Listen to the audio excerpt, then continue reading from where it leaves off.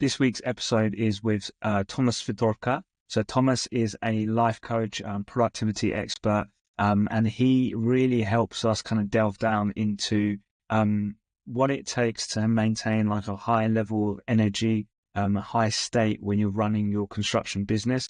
So check it out. We have a lot of short, actionable items, suggestions that he introduces, but also kind of delves down into some deeper concepts as to why we might find that our energy levels dip or our productivity levels dip, depending on what's going on our external environment. So check it out. Thanks.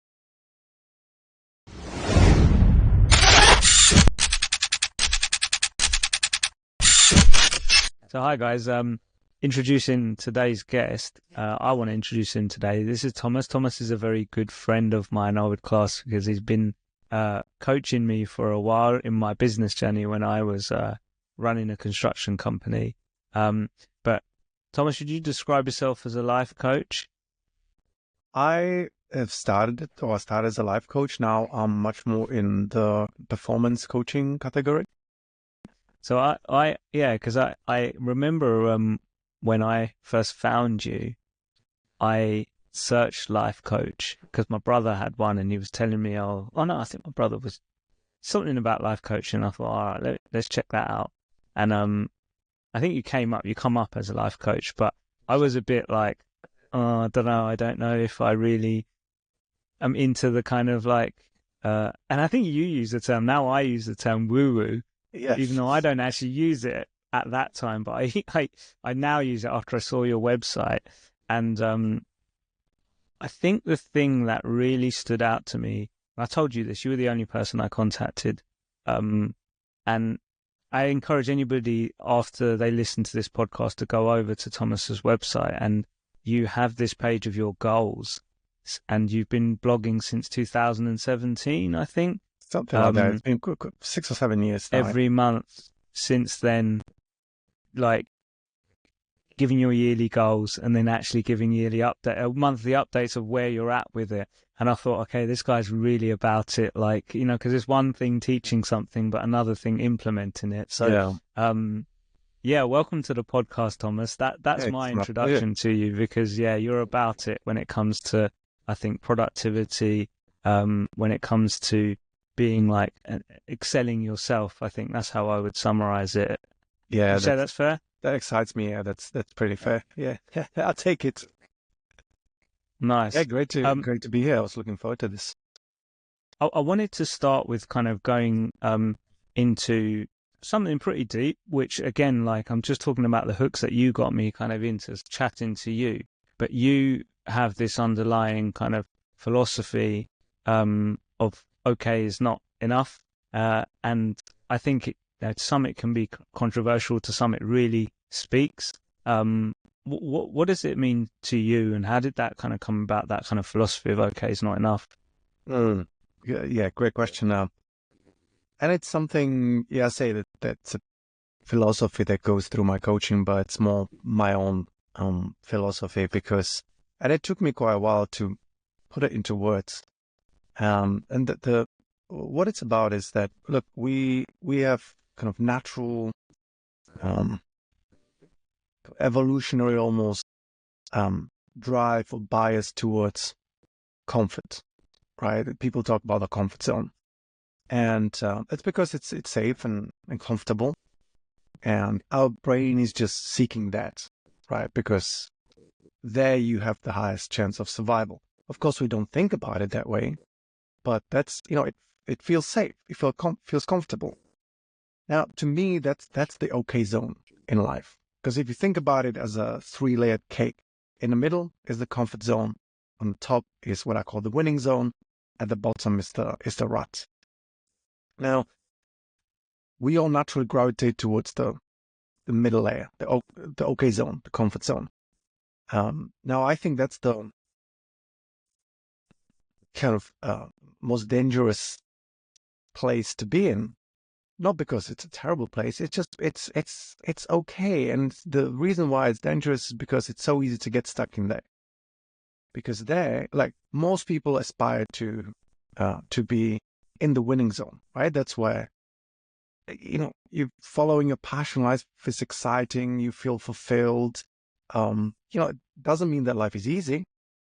That's when you're riding the wave. You're chasing something. You feel like getting the best of yourself. But in the middle, in the okay zone, I call it the zone of tolerable discomfort. For many people, it's it's they may feel comfortable, but they're rarely fulfilled or satisfied or happy. And I got many people who come to me. I've been coaching for. It was actually a couple of days ago. It was 11 years anniversary of my business. So I've been coaching for quite a while, and I've spoken to a lot of people. A lot of people who come to me, they're in this okay zone, and they say, "Hey, look, that life is fine. I have a good job, money is good, marriage is good, my health is okay. I'm not falling apart. Nothing is, there are no fires necessarily, but just I have this unshakable feeling that I know I can do better. I can do more. I want to try if I can do more, whether it's at work or relationship or health and so on. And but in order to pursue that, we have to give up that comfort and safety. Now, at the bottom of the three-layered cake is the rut, right? That's when things are not going great. And I say that's actually not the worst place. When it comes to personal growth, that's not the worst place to be in, because if, when bad things happen, when, shit hit the fan, is, I don't know, you lose the job, or you without clients, or you get some health scare, or your partner says, listen, if you don't change, I'm out.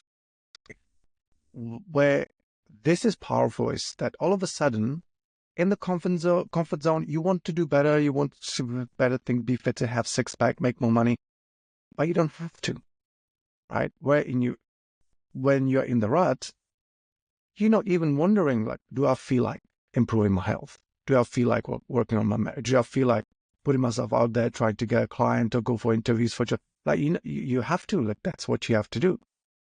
And so, but very often people just get into the middle, and the fear, the stress dissipates, and we settle.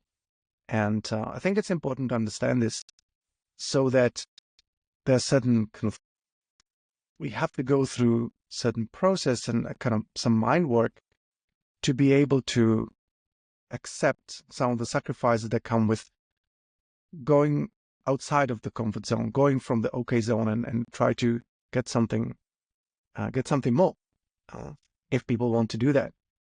And this sort of came about when I was trying to really articulate what kind of clients do I love working with. And in most professions similar to mine, most of the time people like to work with people who they really kind of connect with and resonate with, and because this is my mindset, and I really connect with people who have similar mindset. And so, yeah, I remember exactly where I was. I was sitting on the underground. I was in West Hampstead station, and it just occurred to me. I was messaging with my girlfriend at the time, and so yeah, I love working with people for whom okay is not enough, because that's how I feel. And yeah, that's a long story of how that came about. Can I ask, because a lot of our listeners are entrepreneurs and usually employing a team, and usually have like maybe a right hand man or a woman, and um often the entrepreneur, like just the nature of being an entrepreneur or a business owner, okay, get a job was not enough, right? So Yes. that's why they Yeah. set up their business.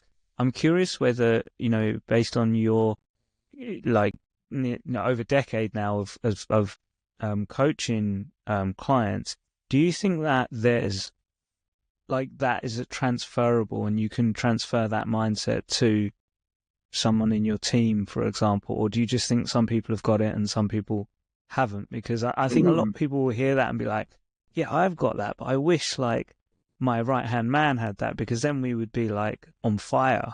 Um, Yeah, that's a great question.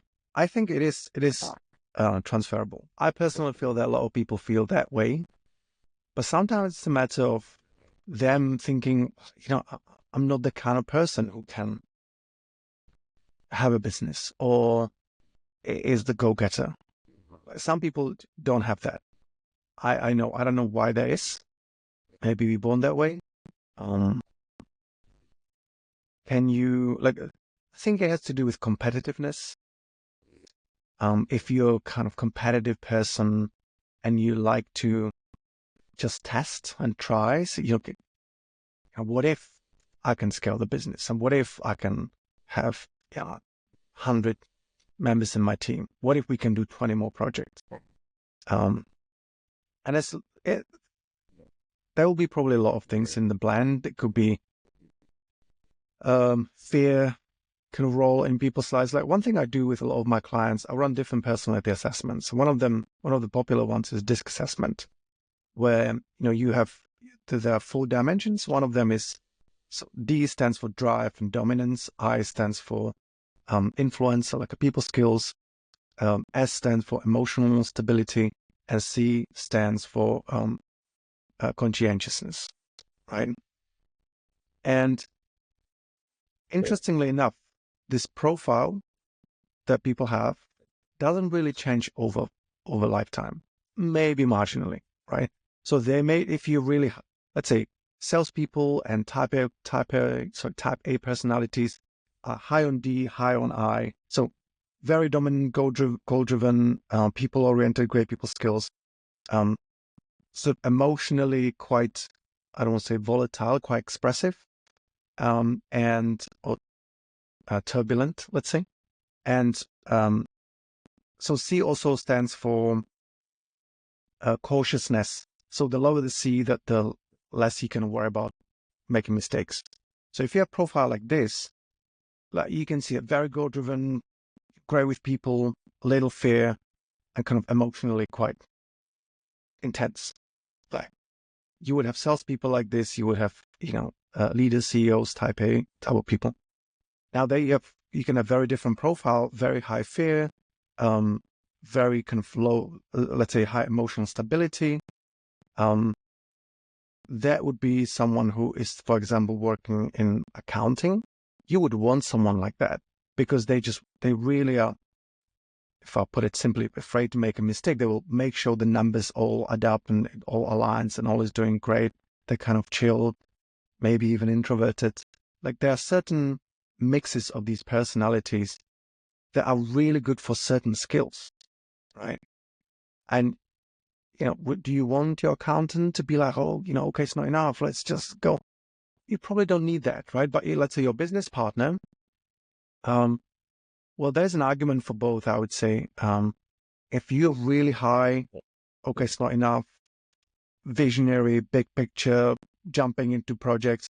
If there are 2 partners in the business and you both like this, that could be a disaster because maybe what would be missing is someone who kind of regulates that a little bit. Sometimes actually having complementary, almost like opposites, can be really useful as long as they both, if it's 2 people, both understand, hey, this is my strength. I'm the one that is more close to the ground. I'm making sure everything is going great. The daily operation are functioning well. Those type of people are not necessarily great at this. They're not like visionary. Let's think of big picture, how we can expand. So if you have 2 of those personality types together and they understand their strengths and respect each other for those strengths, it could be a fantastic combo. So I know that I diverged a little bit, but is the okay, it's not enough mindset transferable? I think it can be. Yeah, I certainly haven't always been this way, right? You know that if you surround yourself with people who are go-getters and ambitious and kind of Alex Hormozy type of crowd, it will rub off on you. Partially because you just start realizing, oh my God, this is possible. People are getting these amazing results, and it's normal to want more from life. And there are strategies how to do that. And we have kind of conformity bias. So if everybody else around you is kind of go-getter, you will probably feel the inkling to be go-getter as well. And also you will learn by proxy just being exposed to that, right? So I certainly think that it's transferable. But maybe not everybody would be receptive to it or would be a good receiver of So sort of to varying effectiveness. Yes. I'm interested to know how important is the goal? Because, you've got okay and then you've got excellence. Like, surely they're going towards a goal of excellence. And can you still be striving for excellence before you've really set down your goal? Because I think a lot of people I don't even know what my goal is, so I can't start striving towards it. Like, it's great when you're like, oh, my purpose in life is this. Like, I really want to help animals, or I really want to do this is what I'm made to do. But I think a lot of people feel stuck because of that. And then also related to that, and sort of talking about your previous point, I believe, and from your experience you can kind of tell me if this is true, that once those other people find their goal, it's so much easier for them to then become excellent. That accountant, for example, maybe their goal isn't the same as the owner, the entrepreneur, but their goal is slightly different, and then they strive for excellence towards that goal, if you see what I mean. Yes, yeah, 100%. So having a goal that is exciting, that you feel like this is what I want to achieve, right? So in your line of work, let's say somebody wants to have a portfolio of I don't know 100 properties, right, or 5. I don't know what the people's ambitions are in those in their line of work, but like that will, like, if the goal is exciting, if you feel like, oh my, can't wait to create this. Whether I had a meeting with a client yesterday, and he was talking about, like, he's so excited about, like, leaving a legacy. It sounds really fluffy. It doesn't mean that he wants to leave an empire or something, but he's really good at what he's doing, and he is employed. But he wants to start a business, and even if it's something small, even if it's kind of side gig, he feels that he wants to leave something. Like, he will create something that will be there for people. He wants to be essentially kind of useful, and I think so. Having an exciting goal is really important for, like, if you want to go the extra mile. First of all, the goal will help you understand what skills you actually need to be developing, and what you need to, what the path is. Secondly, the goal will help you justify all the work that you're putting in, right? Because it's easy to justify, well, I don't know, a few hours of grind, a few decades of grind, if the reward is just so worth it. Without the goal, sometimes it's difficult to do that. Without the goal, you don't even know what you need to be improving or implementing. But let's say you're really into programming or AI, right? You don't necessarily know what you want to do with it one day, but you just know that, okay, I want to get so great at developing, I don't know, chatbots, or just understanding AI and all these systems, or coding and programming. Like, you can work on this every day. You don't necessarily have the ultimate goal that you're working towards, but because you are passionate about the process, that sometimes is enough for you to be able to, be disciplined with the work and stay committed, because you find the fulfillment in the process itself, which is, fantastic. In the ideal world, you have both. Obviously, you have the goal that you're super excited about, and you really love the process. So if I understood it correctly, like, let's say you're talking to, a builder.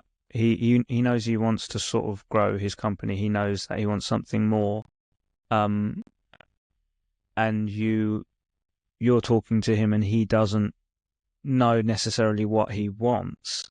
You still see there's importance in finding that goal, that kind of what you're guiding. But are you sort of saying you would encourage them to still, like, try and find something as a goal, even if it's not the it's not the final goal, to just try and find something a little distance out, just to create 100%. I think and I believe everybody has a goal.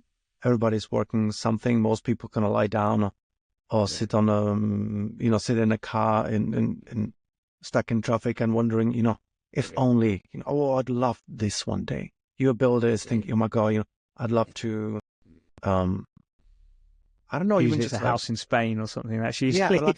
exactly. I'd love to, do for the business to run so well that we can buy a holiday property. Or I'd love to kind of look back as I look, I'm foreigner here, I'm from Eastern Europe, and you can have, yeah, I know what it means for a foreigner to build a successful business in another country. And maybe kind of looking back, I think, oh my God, I feel proud for myself and maybe in front of my kids and being a great example for having built a business of 15 properties. Like, I believe everybody has something. It may not be clear, and it doesn't have to be 10-year vision. Sometimes it's like, okay, by the end of the year, that's why I set these yearly goals, right? Like, okay, I know where I'm going. I know what I'm trying to achieve. This is the milestone for this year, for the next 2 years, for the next 5 years, and just sitting down and really figuring this out, and maybe not being that serious about it. Like, if you write this down, you get excited about, hey, I want to have a portfolio of 15 properties or buy a, little villa in Spain. Like, we don't know how the world's gonna, turn out. Things are changing so quickly, and but even if it's for now, that's okay. And if you change your mind and say, Spain, I actually want it to be in Malaysia. Great, you change your mind. Doesn't matter. Sometimes pivoting with the goal can be really exciting. But yeah, I think I would spend that time figuring that out. How does this okay is not enough philosophy compare and perhaps differ from sort of hustle porn culture? Because I think there's some similarities, but I think there's some key differences as well from my point of view. But I'm keen to kind of, because I think somebody listening to this could kind of maybe confuse the two. Yes. Yeah. Hey, that's a great question. So I always tell people, look, this is maybe the difference with the hustle culture is it kind of glorifies just crazy hours and this ultimate sacrifice and just working your ass off, which I don't think there's anything wrong with it. Like, yes, there are a lot of people have kind of reached the point where they're sort of burned out and so on. That's not okay. It's too much. But for most people, I feel like that usually it's not the problem. But the difference with the okay is not enough and the hustle culture is, I always tell people the okay is not enough is it's not about never being satisfied, you're never letting yourself be happy. It's just this, like, sometimes we know that we can do better. We may not talk to, tell other people about it, but whether you go for a run or whether you have day worth of work, or when you go to sleep and you look back and think,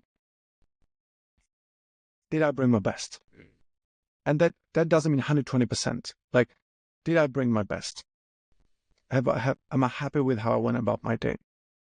And we know what the answer is, right? And I think okay, it's not enough. I think there is something extremely fulfilling about knowing that you just brought your best on the day, or in that month, or in that week, or in that year. And that, like, not every day is you're going to crush it. Some days are better, some days are worse. But people often I think there's a notion out there that people are chasing happiness, and that happiness that's the ultimate goal. I disagree. I think happiness is like a holiday destination. It's somewhere where you go to for a bit and you come back. That's not somewhere where we live. I don't know anybody who's eternally always happy. And you know what would happen if you're always happy? You would normalize it to the point that it wouldn't feel special. What I think that the goal of many people that I work with, and my own goal as well, and that feels really good, is to be content with who you are. How you can show up and how you go about your day and just who you are as a person. And when you don't settle for the okay, which is just yeah, I know I could have prepared better. I could have given it some more, could have been more courageous or braver with the pitch and or just deliver better project. It's hard to let that go. It's hard to shake it off. But when you know that, hey, this is maybe it wasn't perfect, but this is the best I had in me. This is the best we could have done in the amount of time with the client, with the budget we had. I think that's why people find it contentment with themselves, and that to me is what it's about. I'm interested to know, how do you balance, going for the goals, giving your best, and I mean, we all know here, we've built businesses and things. You're building it brick by brick. Some of those bricks are really boring, and like they're every day. You just got to do this. It's repetitive. It's there are elements there. Any great goal you have, there are going to be elements of it which are monotonous. Which, what do you do? And I'm really thinking, for the builder that maybe feels like, I've had this year before. Yet again, it's the same year, and maybe they have some goals, maybe they don't. Maybe that's part of it. Maybe they need to clarify their goals to kind of pivot.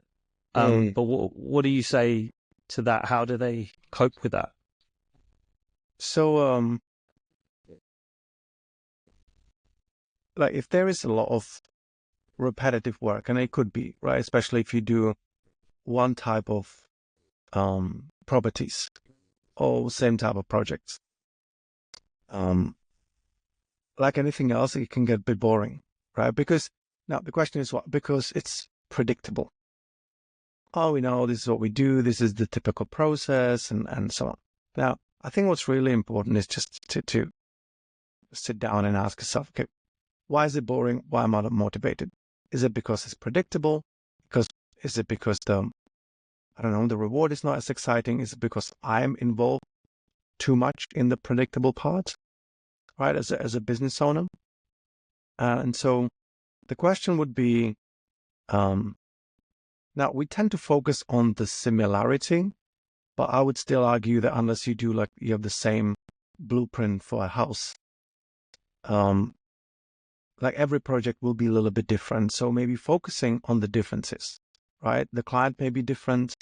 I don't know, the specs could be different. Like there will be something that could be different. Focusing on that makes it maybe a little bit more exciting. Also, like, is there anything to improve in the speed of the work, in the workflow, in how we work with the team, in how you engaged, how much you involve or micromanaging this? Could we level up the standard in some way? Could we use this project to, again, to improve the team, to improve communication, to improve the margins? There is probably something to improve. I think it's going to be only the same and boring if we approach it in the same way. So can we change the approach a little bit? Is there something to learn in this? Is there something to gain?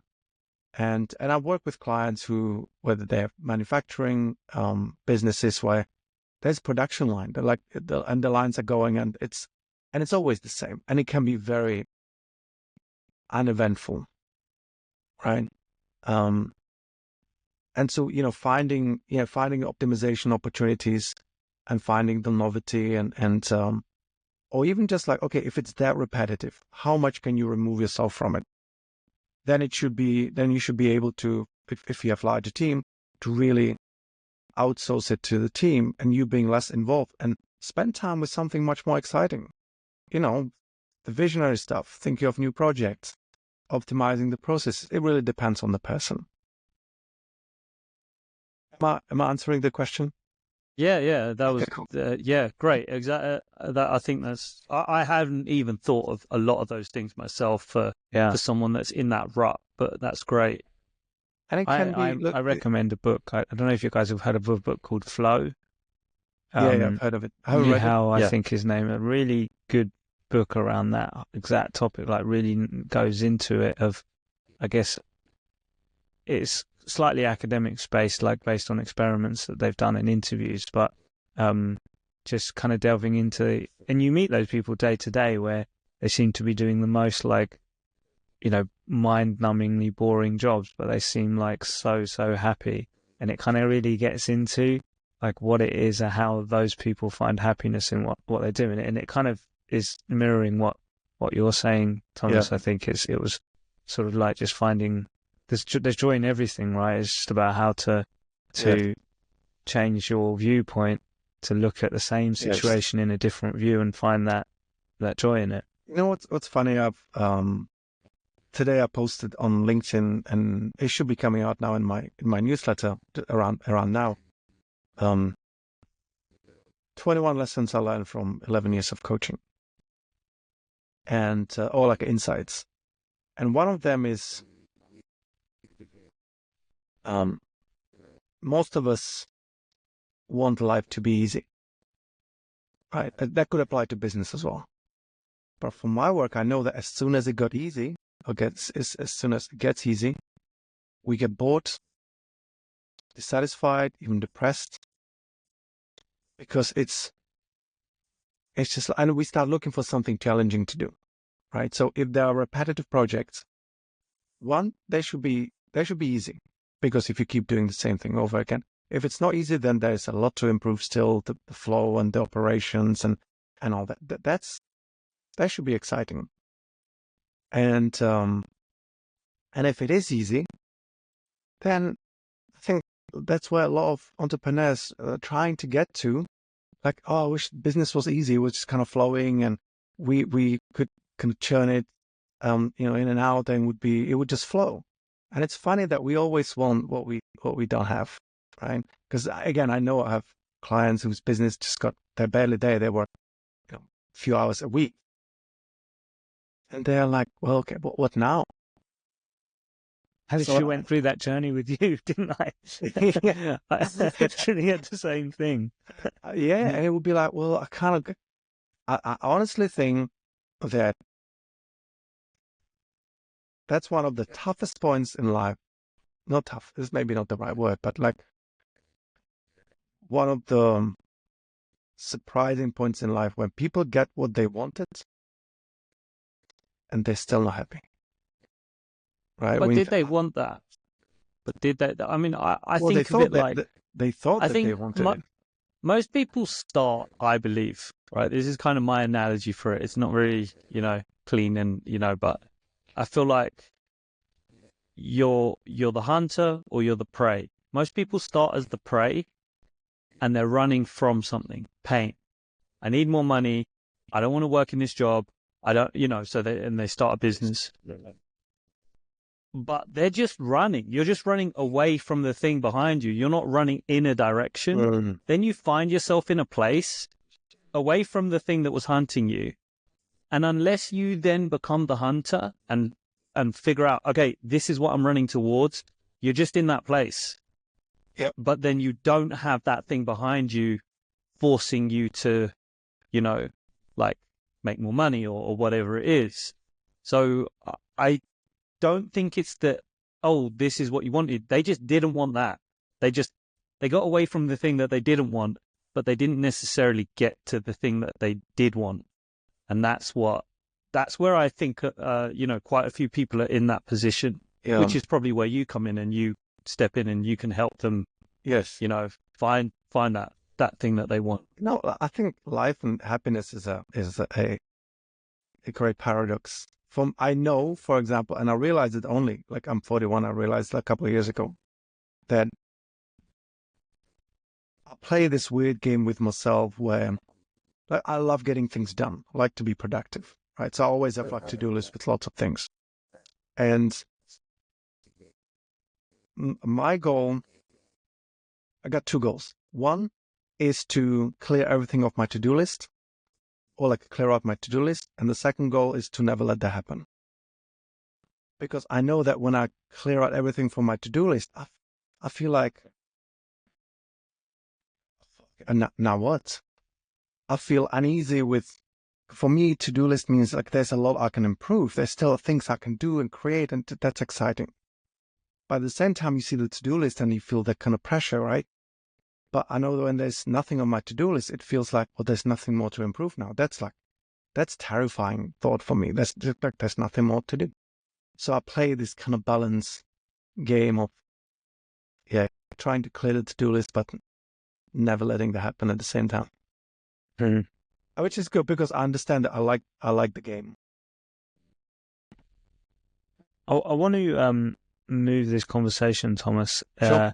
a little bit into the space of like self-talk, or particularly negative self-talk. You're a long distance runner. Would you call yourself an ultra runner? Is it an ultra? Do you do ultras? I've done ultras, so I can call myself an ultra. You're an ultra. For anybody that doesn't know what that means, that's just running for a shit long time, for ages. So I can just imagine that there's a lot of talk in your mind because you have a lot of time essentially, and you're just breaking your body down. And so I wonder if you can lean both on that experience and your coaching experience to talk to those like myself who for a long time, and still do, to be honest, feel a level of like imposter syndrome in business. And I think in construction particularly, I think there's a lot of owners of construction businesses that sort of are out of their depth. They feel that they're out of their depth. Like, okay, all these people are like trusting me with money and contracts, and do they actually know this, or and you're kind of holding all this shit in your head. And I think there is a constant like voice, especially when the shit comes up that you were kind of probably manifesting or at least like worried about. And then the self-talk comes, and I almost think when I'm imagining those times, it happens to me much, much less. Of like, it's similar to like when someone's running, and because I don't run, I don't really understand it. But I wonder whether you've got any advice, any tips, any kind of mindsets that people that are experiencing them can take on, and ideally, if you could kind of focus on the ones the things to do at the time rather than the kind of like the bigger things, if that makes sense. Yeah, great question. I think that the self-talk topic is just so important because I think you are the person who you talk to the most in your life because you're there with yourself all the time. And for many people, like we think out loud in our own head, right? Like we have imaginary conversations, we have conversation with ourselves, with other people. And the important thing to keep in mind is that it's always us talking. So you always have 100% control over what's being said. Now, but there is this version of you in your own head that doesn't have your ambitions, that doesn't have the vision, the goals, the motivation, is extremely risk averse, is fearful, wants to play it safe, wants to be in the comfort zone, because that's our kind of protective mechanism, right? And it's there, it's useful in many ways. When you think, I don't know, you in a casino, you think, should I bet everything on this? And the voice goes, no, that's stupid, don't do that. And you listen to it, and it probably, that voice saved you a lot of time from a lot of trouble and a lot of mistakes to do. So it has its role, but it's kind of this safety on overdrive, and it can be critical. Oh, you're an idiot! Why did you do that? And you totally out of your depth and so on. But again, it's doing it, one, because it works on you probably, and secondly, because it's just trying to keep you safe. Now, talk about you as two different people, but it's almost like those two characters, each on, was it like the angel and the devil on your shoulders? Now, the point is that this self-talk is normal. The negative self-talk is, it will happen if you let it happen. Right? And the reason why I say it's normal, it's almost so that you or your listeners expect it when it happens. Now, when I run these long races, but this can happen, whatever is long race for anybody, but It happens when you run a marathon. It happens if you run a 5K all-out effort. So the ultras that I run is like 100 kilometers and these like long races, and people run much longer. Now, what I love it is like physically, it's not fun. Of course, there is this challenge. Can I do it? But actually, I like it for the mental, as a mental challenge, because you run, and if you run for 6, 7, 8 hours, this voice will come up and it will say anything you can think of to stop you from running. Because at that time you're doing a damage to your body, right? Like not permanent, hopefully, but just like your muscles, and you really pushing your physical boundaries. And so I remember when I ran my first marathon, and I started hitting the wall. This is kind of physiologically where your body's running out of carbohydrates, and all of a sudden your strength just goes, your energy just goes. It's like a balloon that just deflates. And in that moment, your mind I remember it was around here in Canary Wharf, and I was prepared for it, but my mind went, your knee is hurting really bad, man. There's something happening with your knee. You should stop by the paramedics. And you're getting cramps. You should stop by the paramedics, get some salt pills, so you don't pass out. Maybe you can just walk for a little bit. No one will know, right? And I was kind of listening to this, and on these ultra races that goes on in your head a lot. But I know that's just like your kind of overprotective parent trying, oh, don't do that, it's just too dangerous. And I just listen to it, and I don't act on it. But you can also just stop. Sometimes what I do, I just start humming, or start singing a song in my head, or anything, because you can't talk. You can't have two voices at the same time in your head, right? So you can consciously override the self-talk. But the point is that it's just trying to keep you safe. But how you can, I think over time, you can really tame it and kind of get it on your side. Because what many people do, also what happens to many people, that this inner voice is a real bully. Like it's kind of nasty, belittling, or it can be quite nasty, belittling. But I think over time, you can retrain your mind to be a little bit more supportive.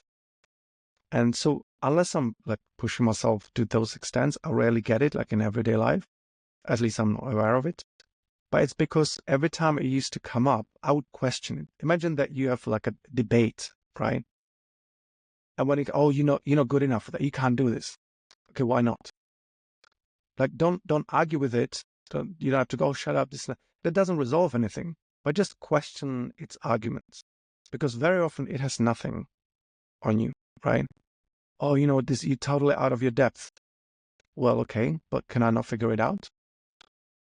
Then you probably think, well, maybe, yeah, I probably can. Okay, do I have some support? Do I have some mentors? Can I ask someone? Can I learn about how to do these type of projects? Yeah, I probably can. But this and this and that. And so if you start questioning it, you really can pull a rug on a lot of those negative arguments against you. And it may sound crazy that you would have those elaborate conversations in your own head, but we do this anyway, right? So I think it's really important to start listening to it, not listening, just listening to what it says, and just question its intentions and try to get it on your side. And also sometimes I appreciate it. Hey, I hear you, but no, we can do that. How important is the action of you actually doing the running and having done the running, and your mind knowing that you've done it before? Because I often tell people sort of in this situation, it's like, and I know we talked about sort of burning out and all those things, but I've often said to people, I don't believe you have ever gone a week and pushed yourself to 100%.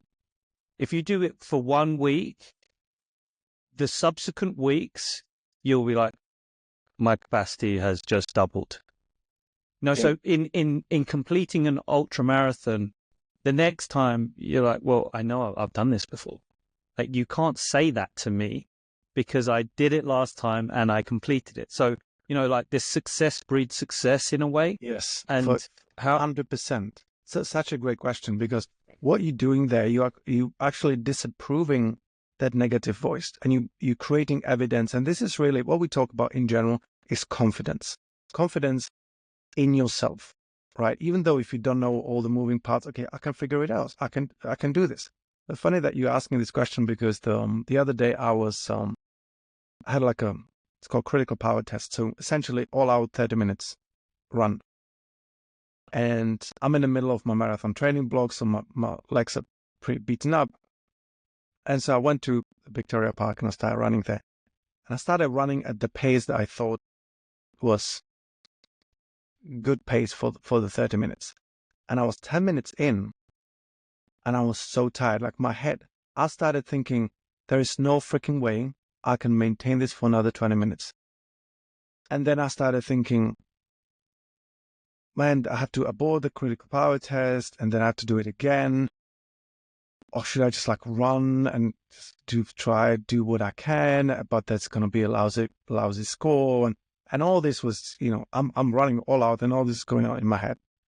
And I have this, this inner voice. What I've transformed it to is this kind of best friend that is teasing you, but in quite harsh way. But you know that the intention is good, right? And I thought, well, okay, I'll just run. I'll see what happens. I just run this. If I fall apart halfway through, I fall apart halfway through. It's a run. And I got to 15 minutes. Man, I'm already dying. Like, heart rate is all the way up. And oh my God, at 15 minutes, I'm just halfway through. I thought, okay, 5 more minutes. Let's see if I can do this. And it was dark as night. I couldn't see anything. I'm running 20 minutes and I'm thinking, okay, 10 more minutes. Can I just do 10 more minutes or something? Anyway, long story short, I finished the run. I actually accelerated the second 15 minutes, which I thought five minutes earlier, that was absolutely impossible. And after that, I just kind of collapsed on the grass there. And I was thinking about this, and honestly, it was I felt it was such a transformative run, because if I ever think, like, I have a marathon in November, if I'm, an hour in or something and I think, oh my God, I can't do this, I now know I'll be like, shut up, because you thought that as well and you actually did a lot better. Well, last time in May when I ran London to Brighton, it's a 105-kilometer race with a lot of elevation. When I ran it last year, it was a fantastic experience. I mean, it's long, it's hard, but it was a beautiful day. I was ready and it was great. This time when I ran it, I went into it. I couldn't do as much training because I was injured. I went into it injured. I was coming down with some cold. It was such a miserable experience. Are we talking 12 hours of running? I thought about not quitting, but I thought like, oh, there's no way I can't do that. Imagine that you're 60 kilometers in, you're running for 8 hours and you still think, okay, I still have a marathon to run, right? Everything I had, 12 ibuprofens on the way. I taped up my knee. I was just so beaten up. But when I finished the race, man, I was like so proud of myself that I finished it. But also, again, it was just quite transformative when you learn that what you think you can't, but you got just so much more. And I've learned that sometimes it just gets to the point where it's just really bad, but it doesn't get any worse. I feel like you reach the ceiling of how bad it is. And if you can hang in there, then you have a lot more in you. Amazing. I think just the stories of hearing you running, just even in the world of ultramarathon, this is nothing. People run for days. That's insane. And I think that's the really important, an important thing to take out of this. That this is like everyone's got their own essential race to run, right? Yes. Like, it's not about the distance; it's kind of like where you are and where you want to get to. Part of the reason I wanted to get you on here, Thomas. I love talking to you because I feel like I just got a free session off you, to be honest. But, no, I wanted to get you on here, Thomas, because a lot of the even the contractors, clients that we speak to, and we do some level of business coaching, it's the first time they've ever had anything like that. You know, they've just gone solo in life, basically. Could you now?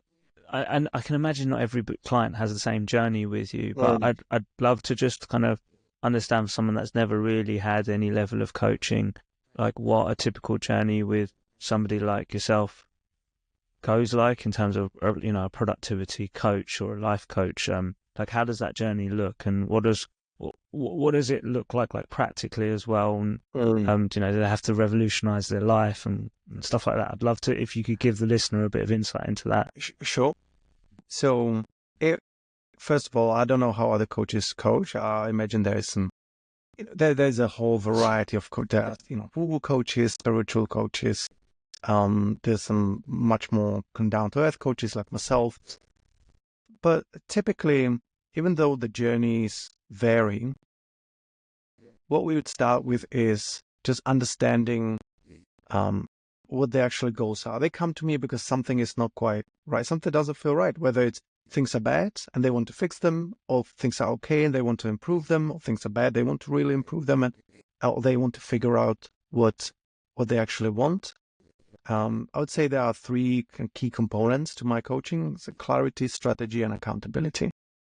So what we usually do, what we start with is, we run the personalized assessments so they understand themselves better. I think it's very hard to understand what motivates you and what you're driven by and what your goals should be and, what you want in life if you don't understand yourself, right? So we usually start with exploring that and figuring out the goals that they really care about, that are, exciting, motivating.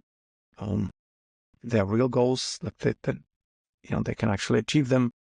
And then we would try to identify what the journey is, right? So between current situation and the goal, are there some milestones which is super useful to identify? Let's say somebody wants to have a property empire and they haven't started a property business and they don't know anything about it. So maybe, okay, there's some learning to do, probably doing some property courses or things like that. Probably getting their first property, just kind of drafting out some of the milestones. And then we usually zoom in and work from milestone to milestone.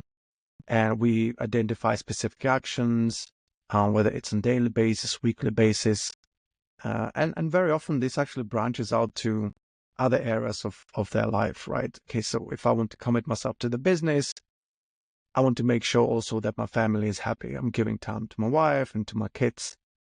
I need to stop wasting time with certain things. And it often becomes about just being quite efficient with time.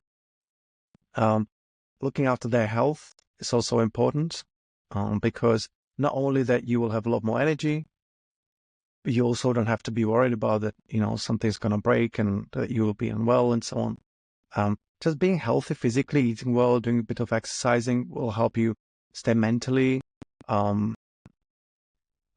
would say, clearer, happier, more balanced.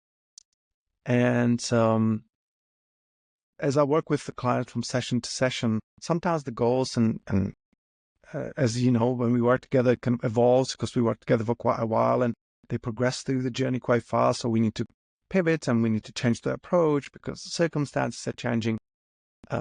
It's the coaching relationship is a living thing. And look, I don't necessarily have an agenda apart from helping them do as well as they can and supporting them in the way that they need. So if a client comes to me, we work on their business, but one day they come to me and say, hey, I had a big argument with my wife. Can we talk about it? Of course. Like if you're happy to talk about it, I'm more than happy to support you through that. But typically we also, when it comes to productivity and performance, we identify their KPIs, like a personal KPIs, key performance indicators, whether it's, health related, sleep and exercise and things like that, but also how they manage their time. a lot of people, you'll be amazed how much time some people waste on social media, just on the internet. I had a client who is, is running a business, and it turned out that he was spending over 20 hours a week on Facebook just watching videos. Like 20 hours. That's part-time job.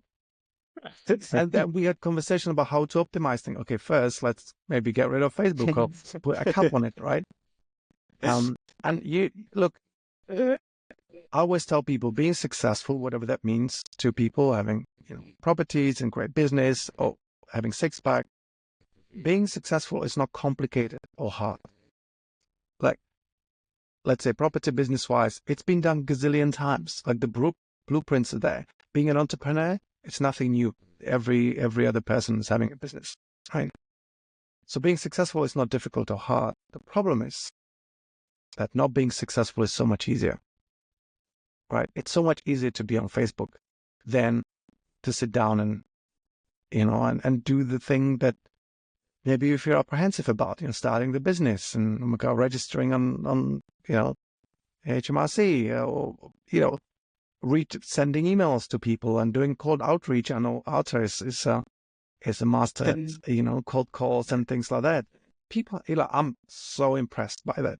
Like 99% of the population are absolutely terrified of doing cold calling. So you have my huge respect. I wouldn't say I'm a master, but it's interesting how just being like 1% better than you were, a few months ago is all of a sudden you're like, wow, I'm in the top. You know why I'm in the top percent? Because I actually do it, and then you just start leveling up. But I'm really interested, because what happens, I think, is all of us here, on some level, respect self-reflection, coaching, and all that sort of stuff, just to kind of like bring it down, because even the level that we talk at is woo-woo to a lot of people. I'm thinking about my dad, right? My dad, he came over from Sri Lanka. If someone was to be saying this stuff to him, he'd just be, so I'm trying to think, and, I can't speak for every culture of the clients that we work with, but a lot of them are foreigners. They come from cultures and places where it's like, you just get on with shit. Like this, I don't know what you're talking about, mate, but what do you say to that person who would benefit, but they're not convinced? And what would you say are the kind of red flags? What are the things that, if this is happening in your life, and maybe it's not coaching external, maybe it's take a moment and coach yourself. What would you say are some indicators for them to go, yeah, it's time that you started considering these things? Yeah, hey, great question. I think there are a few questions within this one. So I'm not really into football, but do you guys have like a favorite football team? I'm not into football. Crystal Palace. Okay. Arsenal, maybe back in the day, the Invincibles. Either of those teams, do they have a coach? Yeah. Why do you think they have a coach? Oh, to give them guidance, lead the team, to work. I guess it's to work, call the shots well together. Think of any successful athlete, singer,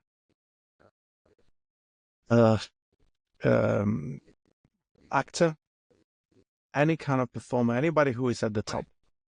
Find me one that didn't get some kind of coaching or support. You won't find one. Because there may be many who are trying to do it by themselves. And that's great. You can improve. I know people who would never get any kind of support. Oh, I'll figure it out. You're totally right. I'm from Eastern Europe, and my dad can't wrap his head around me, doing coaching. Why would someone pay you to get advice? Exactly. I know, Arthur, I know exactly what you're saying. But okay, you can figure it out. And sometimes, I tell people, look, I spent now 11 years of coaching in personal development, over 20 years reading books. I have a degree in psychology. I read hundreds of books. I put crazy amount of money into courses and trainings and all this stuff.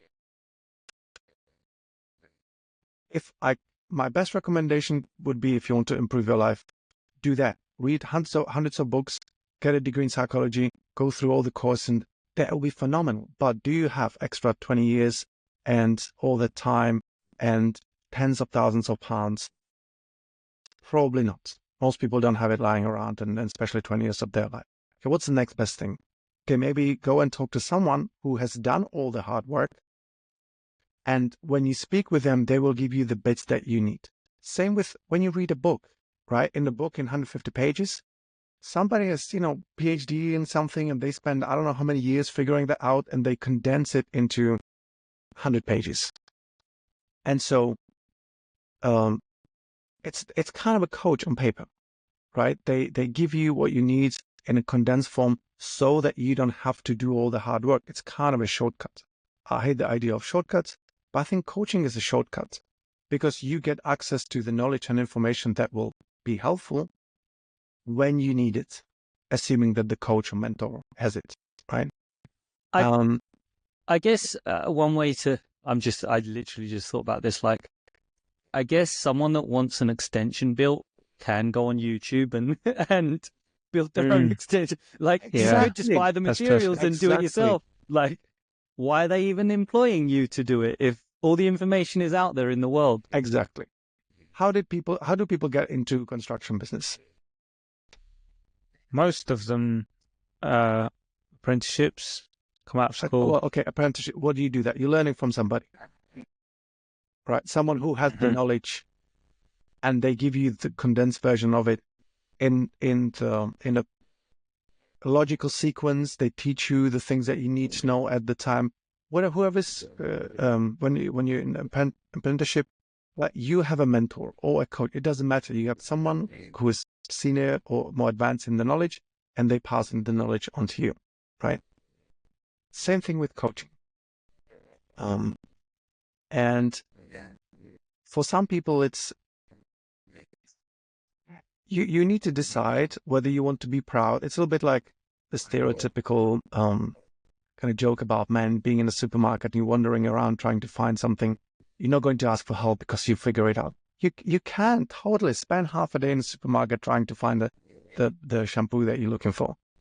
I'm the kind of person, I want the result. I want to get it as quick as possible. I have absolutely no problem stopping shop assistant. Hey, sorry, I'm looking for this. Where can I find it? I don't see great pride in wasting time. For me, it's efficiency. And I can listen. So I love doing DIY, and I pick things apart and look on YouTube how to fix my NutriBullet, and I'm enjoying it. I'm enjoying it for the process. My masculinity is in that bit, not when I'm trying to get things done quickly. Yeah. So for me, progress is important. The pride is secondary. But maybe now thinking about it, I think very often that's the pride that holds a lot of people back, because it's the pride that is too fearful to make a mistake. What if I get it wrong? What will people say? How can I call myself this? How can I start a property business if I haven't done it properly? Yeah. Sometimes we need to put the pride on the back seat and just. And what would you say? Just going, because that's great. I think all of that stuff is spot on and really kind of reminds me of a lot of conversations that we've been having, JP. But what would you say to someone in terms of like indicators for, okay, I think I could benefit from outside help, or I think I could maybe benefit from just allotting some time to myself to work these things out? So yeah, a great question. And I remember you asked it, and it slipped my mind as I was going off tangent. So I think the first indicator would be if you catch yourself thinking, I don't know what to do. Right? Like you need some guidance. And yes, you can read a book, watch a YouTube video. That's fine, but you need some guidance or work with someone. But I think it can be extremely beneficial. Like they say, entrepreneurship is lonely. And it doesn't matter how big your company is. I work with people who have hundreds of employees, and they feel just as lonely in it, because it's not like you can come to your production line and just sit down, guys, I need to talk, I got so much on my mind. And, you can't do that. Usually the CEO, you have to put on a strong face in front of everybody. I think it's extremely beneficial. So if you feel lonely in the business, again, regardless of how big your team is, I think it can be extremely beneficial to talk to someone. Again, whether it's a coach, mentor, or therapist. If you keep running into the same problems, like life is trying to teach you a lesson and you're not learning. Maybe you don't see the lesson. Maybe you don't know what the solution is. Somebody else who's been there. It doesn't have to be a life coach. It could be somebody who's done loads of property, OS property businesses, and they've done it and seen that, and they know what it's all about. And like if you feel like you're struggling, and that could be overwhelmed or emotionally, or you feel like you're not very efficient, if it's just too hard, I think it would be worthwhile to talk to someone. It may be there could be a simple solution. Maybe you're just putting unreasonable expectations on yourself, and you're trying to do a job of 15 people, and it's just you can't be 15 people, right? So sometimes it just takes a coach to kind of ground you a little bit and be a little bit more realistic. Very often what I find that I work with people who've kind of disconnected from their vision, or from the reason that they started the business in the first place, because especially if you start on the ground, so let's say you start property business and it's you and your buddy, and you buy a property, you do it all up, and you sell it, and then you're expanding the team and you become more of a leader. You don't have your hands on things as much. And then you imagine, bigger team, and they do all the properties. And all of a sudden you're doing all this kind of people management and paperwork and all the, high level business stuff.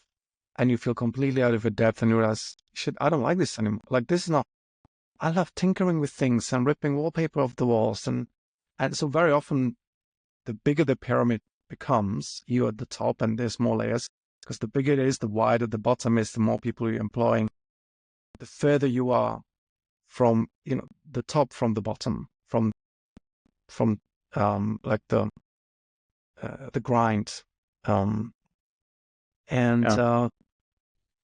And people find themselves 10 years in business thinking, I hate this shit. Yes, and definitely. They haven't quite evolved, or the vision hasn't evolved with the business, or maybe they haven't evolved with the business. And so if you find yourself in a situation like this, what do you have to lose talking to someone? I would want to add one more, which please, you guys tell me if this is just me, because I have a lot of me things that I've found in my life. People are just like, no, that's just you. You're just weird. Yeah. But one thing that I notice as being a reoccurring indicator in my life of like, I need to either change, or in my case, it's find someone to show me the path to change, is like when I'm in an environment and I'm looking around and I'm like, fuck these guys, like this. Do you guys ever have that where you're you just mean like a comparison?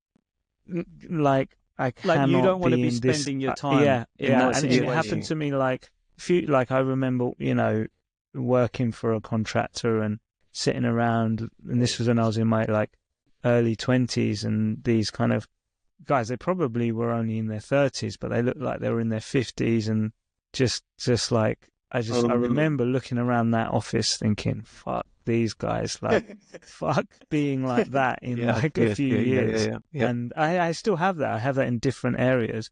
And I won't tell the ones more recent because someone listening might know who I'm referring to. But for me, that's always been a strong indicator when I get that fuck these guys feeling.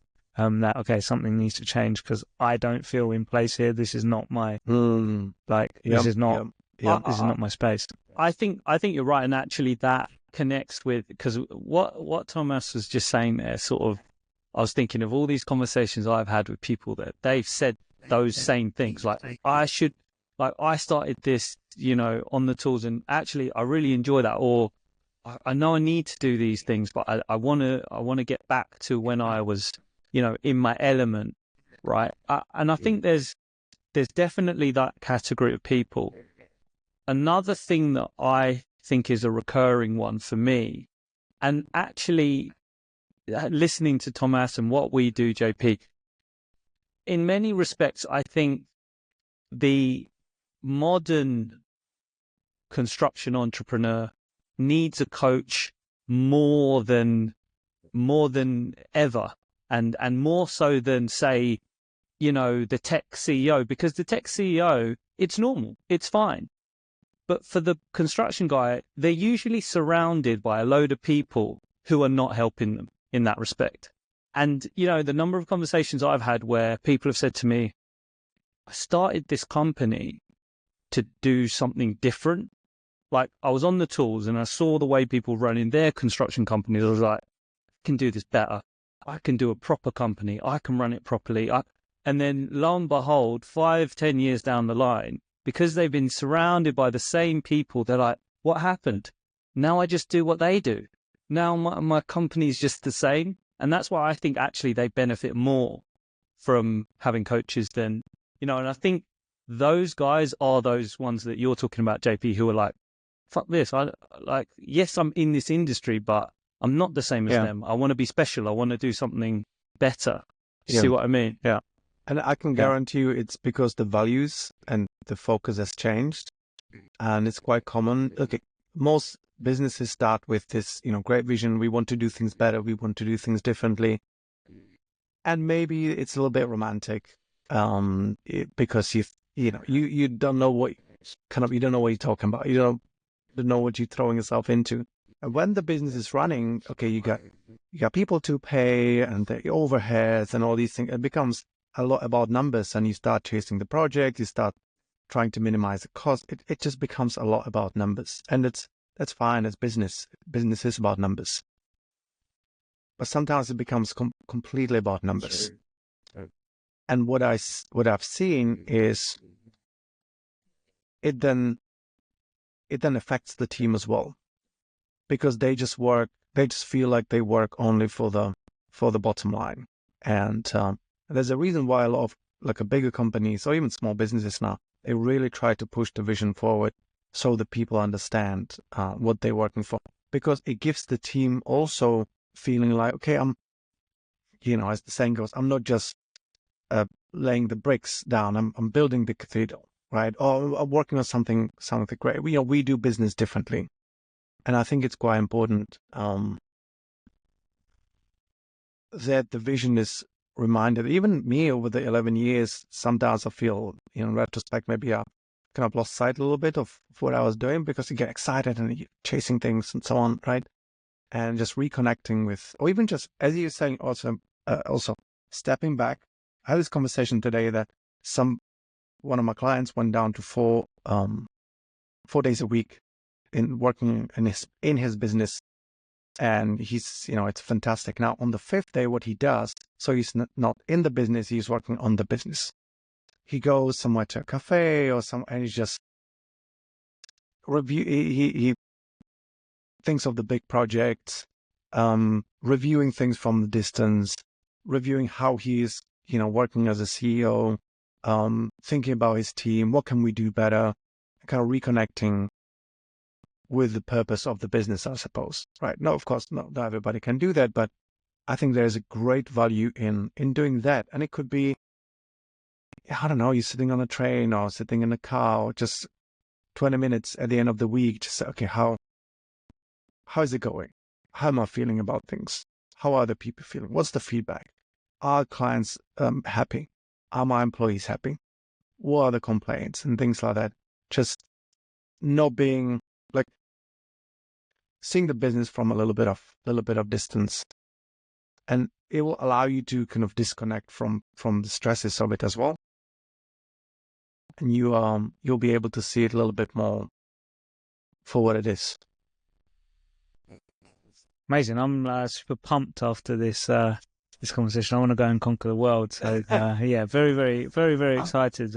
Thank you so much, Thomas. We're going to put the link into. My son is downstairs. Hopefully, he can't hear that, but we'll, we'll put the link in the podcast if anyone does want to contact you for coaching. I highly recommend it. You know, even from personal point of view. So Appreciate really that. great. And Thank you so much. If I can say something as well Sure. for your listeners, guys, follow JP and Arthur.